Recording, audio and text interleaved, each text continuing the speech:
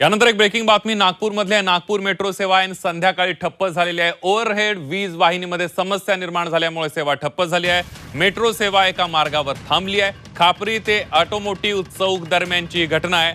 1 तासाहून अधिक काळ मेट्रो सेवा बंद असल्याचं पाहायला मिळत आहे।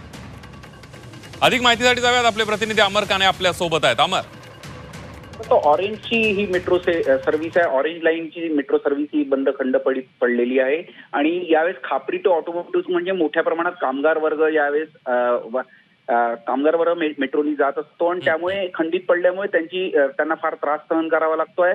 मेट्रोकडून सांगण्यात आलं की पुढील 15 ते 20 मिनिटात ही मेट्रो सेवा पूर्ववत करण्यात येईल। युद्धस्तरावर त्यांचं काम सुरू आहे, पण ऐन संध्याकाळच्या वेळेस मेट्रो सेवा ऑरेंज लाईनची खंडित झाल्यामुळे जो सर्वसामान्य वर्ग, नोकरदार वर्ग असतो त्यांना खूप त्रास सहन करावा लागत आहे।